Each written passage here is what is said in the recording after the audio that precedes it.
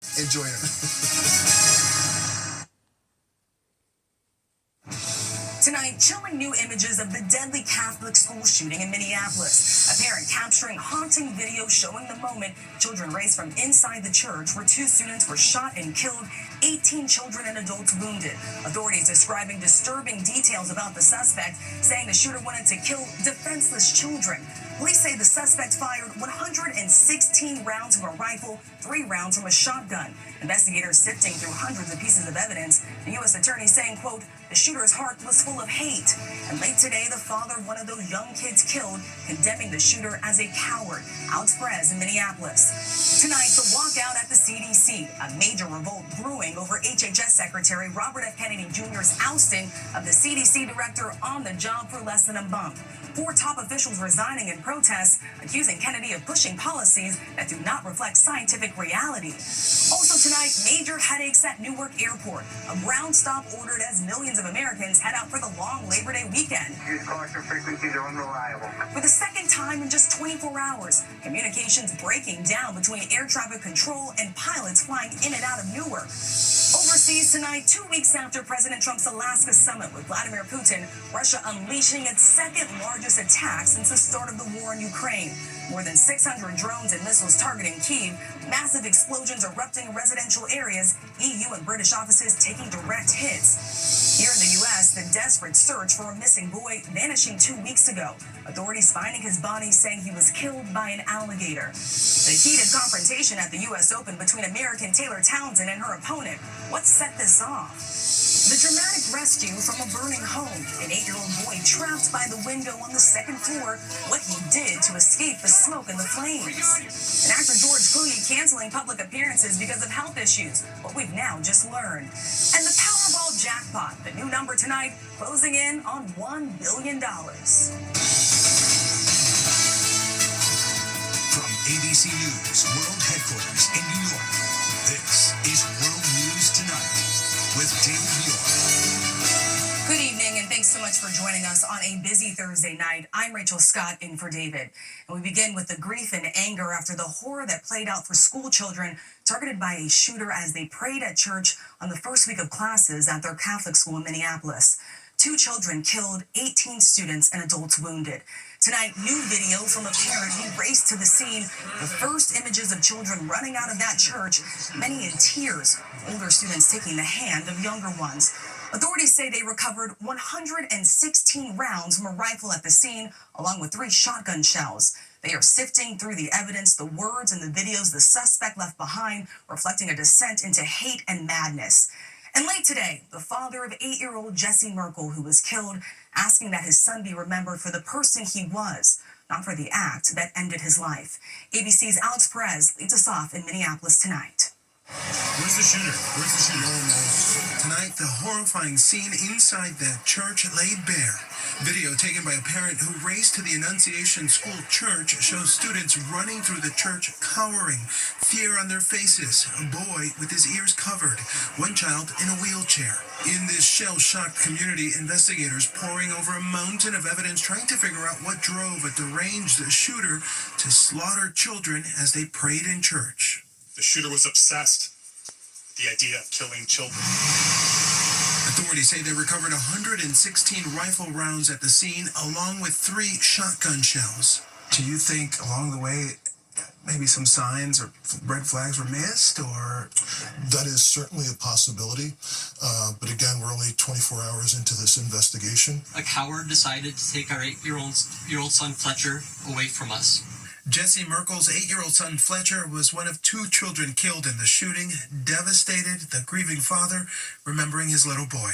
Fletcher loved his family, friends, fishing, cooking, and any sport that he was allowed to play.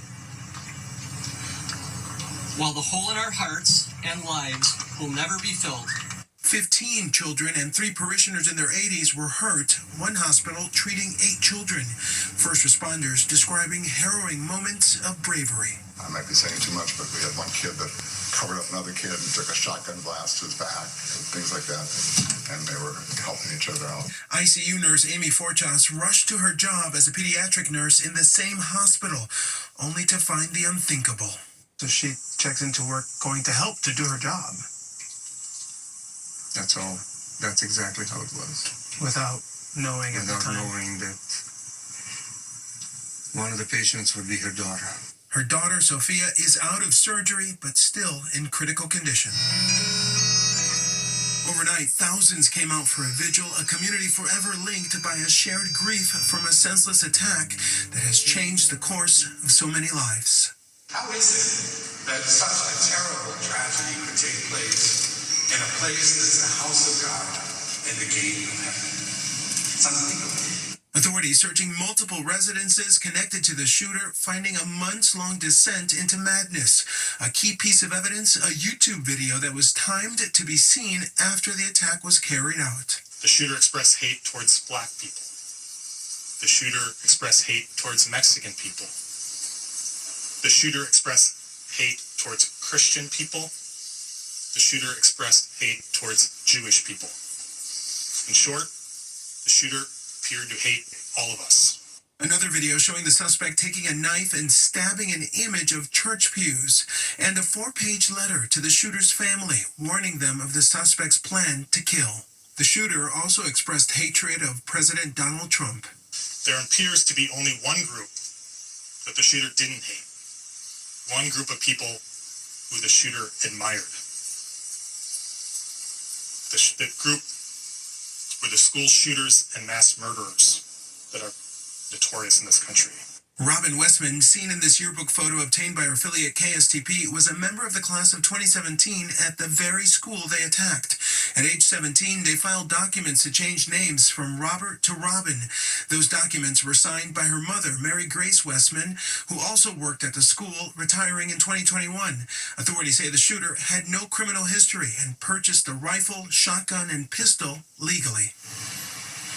And Rachel, we just got word from the family of the other victim killed in all of this. That's 10-year-old Harper Moisky. The family writing in a statement, no family should ever have to endure this kind of pain. We urge our leaders and communities to take meaningful steps to address gun violence and the mental health crisis in this country. Rachel? Yeah, officials say there is no amount of evidence that can make sense of this unthinkable tragedy. All right, Alex Perez reporting on this tragedy for us. Alex, thank you. We turn now to the new fallout tonight after the White House announced the firing of CDC Director Susan Menarez only weeks into the job.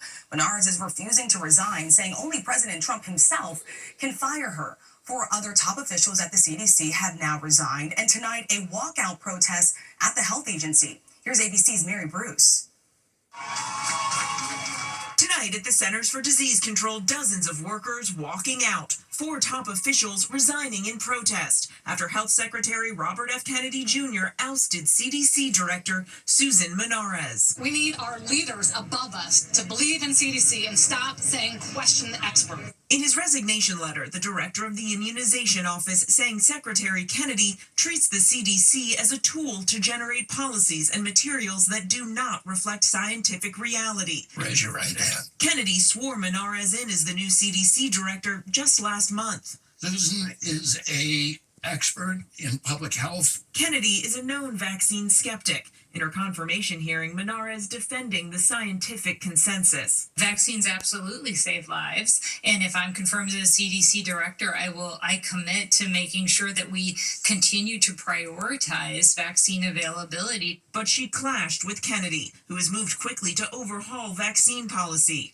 Just yesterday, the FDA narrowing the scope of people approved for the COVID vaccine this fall to just people over 65 and adults and children at high risk. Her lawyers say she refused to rubber stamp unscientific, reckless directives and fire dedicated health experts. There were 2 lines. One is that she would never do anything that was illegal, and the other was that she would never do anything that flew in the face of science, and she was being asked to do both of those things. Tonight, the CDC in turmoil. Menarez says she hasn't resigned, that the only person who can fire her is President Trump, and that she still hasn't heard from him.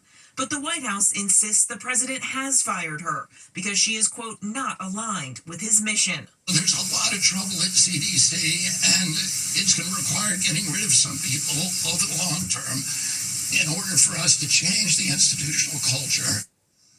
And tonight, the White House naming a replacement to lead the CDC, tapping Kennedy's deputy, Jim O'Neill, to serve as interim director. He's been Kennedy's number 2 for the past 3 months and has said previously that he supports vaccines, but not government mandates. Rachel. Mary Bruce with this sudden shakeup at the CDC. All right, Mary, thank you. We do move on now to the other major news this Thursday night. There is new trouble at Newark Airport. Air traffic controllers and pilots unable to hear each other clearly, triggering a ground stop and then ongoing delays. All of this happening on what the FAA says is the busiest travel day ahead of the holiday weekend. ABC's Morgan Norwood is at Newark tonight. With more than 50,000 flights expected to take to the skies today, the busiest one for the holiday weekend, air traffic control issues forcing a ground stop at Newark Liberty International.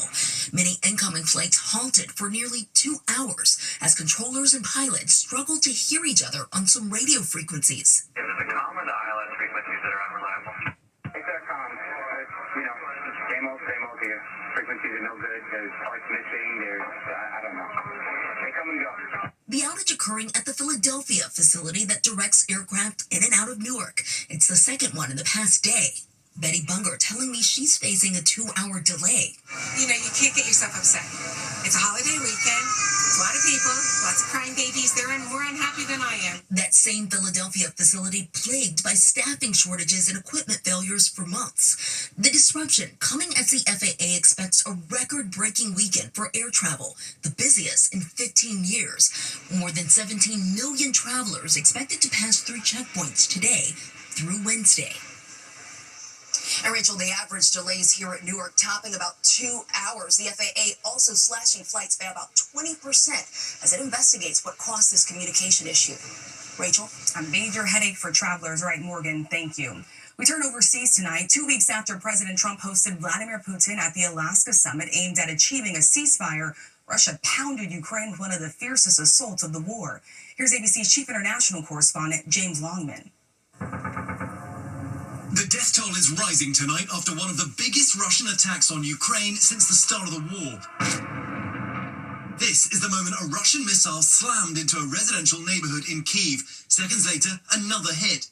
Apartment buildings turned into rubble and ash, seen in videos circulating online. More than 600 drones and missiles fired on multiple targets across the country. This cafe destroyed. Air raid sirens blaring for 11 hours.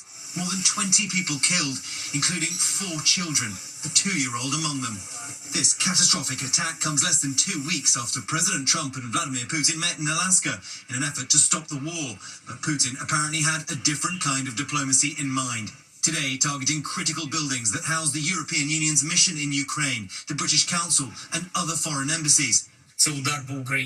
Tonight, President Zelensky says this was not only a strike on Ukraine, but on Europe and President Trump as well.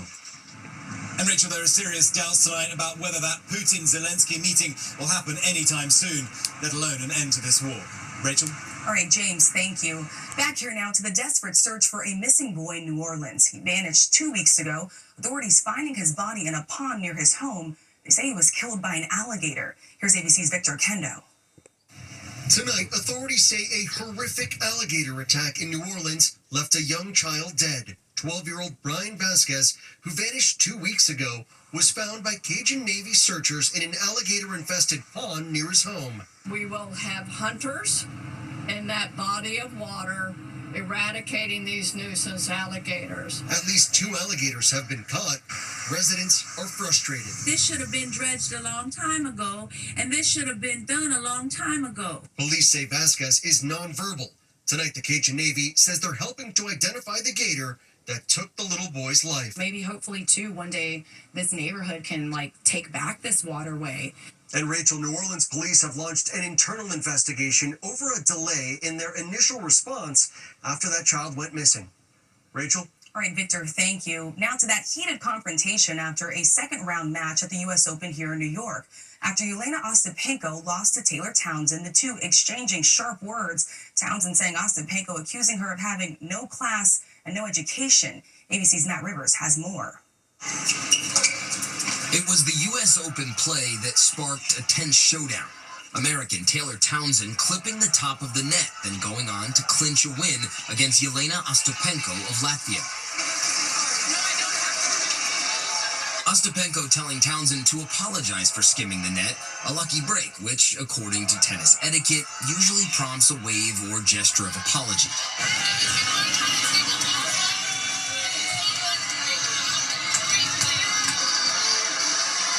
After the match, Townsend describing it this way. It's competition. People get upset when they lose, and you can't. Some people say bad things. She told me I have no class, I have no education. Later, Townsend was asked if she thought there were racial undertones in Ostapenko's comments. I didn't take it in that way. But also, that has been a stigma in our community of, being not educated and all the things when it's the furthest thing from the truth. And the thing that I'm the most proud of is that I let my racket talk. Rachel Ostapenko says she's been accused of racism, responding on social media, saying in part, "I was never racist in my life and I respect all nations of people in the world. For me, it doesn't matter where you come from." Rachel? All right, Matt Rivers for us. Thank you. When we come back, the Salmonella outbreak across more than a dozen states, at least 95 people sickened after George Clooney and the health issue forcing him to cancel public appearances, and the dramatic rescue from a burning home. An 8-year-old boy trapped by the window on the second floor, what he did to escape the smoke and flames. Tonight, an 8-year-old boy making a dramatic escape from a burning home in Asbury Park, New Jersey. Smoke and flames filling the house. The boy trapped upstairs, leaping from a second-floor window. 2 police officers and a neighbor catching him in their arms and then racing him to safety. And the CDC tonight warning about a salmonella outbreak linked to recalled eggs. At least 95 people getting sick in 14 states, 18 patients hospitalized. Country Eggs has now recalled cartons of large brown cage-free Sunshine Yolk eggs. They have sell-by dates of July 1st through September 16th. All right, when we come back, George Clooney canceling appearances, news about his health tonight, and the Powerball jackpot closing in on $1 billion. To the index now, actor George Clooney canceling appearances at the Venice Film Festival because of an illness. He's there to promote his new film, Jay Kelly. His spokesperson telling People magazine he's suffering a bad sinus infection and under doctor's orders to scale back his plans. But tonight, Clooney rallying, attending tonight's premiere with his wife, Amal Clooney. And the Powerball jackpot closing in on $1 billion. Saturday's drawing now worth $950 million, the 6th largest prize in the game's history. The cash option worth nearly $429 million. We wish you all good luck. When we come back, the grandma, her 16 grandchildren, and the surprise summer vacation you won't believe. And finally tonight, Adventures with Grandma, America Strong. Tonight, as families across the country are on their summer vacations together, an incredible surprise and gift to a beloved grandmother from her 16 grandchildren. For more than 2 decades now, Grandma Noreen has been taking each of her grandkids on a special one-on-one summer vacation when they finish the 8th grade, each choosing the spot. Through the years, starting in the year 2000, taking her granddaughter Brittany to New York, Eric to Florida, Liz to Washington, D.C., Bill to North Carolina, Scott to San Francisco, Michael to Boston, Katie to New York, Anna to San Diego, Juliana to New York, Jackson to San Francisco, Matthew on a road trip through the Midwest, Tristan on a road trip through Lake Michigan, Patrick to Florida, Jake to Seattle, Peyton to San Antonio, and finally, just last year, taking Brady to San Diego. 16 trips in 24 years. So to say thank you, they had an idea. To go all in together to take her to a place she's never been before. A surprise trip to Hawaii. Grandma Noreen. The flight attendants making the announcement. She's that cute little lady sitting in 35 Alpha with that lay on already. She's excited for this trip. Then reading a note from her grandchildren. Thank you for your love, your courage, and your endless curiosity. For being our biggest fan, our favorite travel buddy, and the queen of making memories. We love you, Grandma Noreen. And with us tonight, Grandma Noreen's grandkids, Eric. She was always there for us. She was our #1 fan. Liz. She's so caring, great listener, loves to tell stories. And Katie. She understands and loves everyone. And tonight, a very grateful grandmother. I would like to let people know how wonderful it is to have grandchildren and great-grandchildren. I'm very blessed and a very happy grandma. We're happy for her and for her entire family. Thank you for watching. I'm Rachel Scott. For David and all of us here, good night.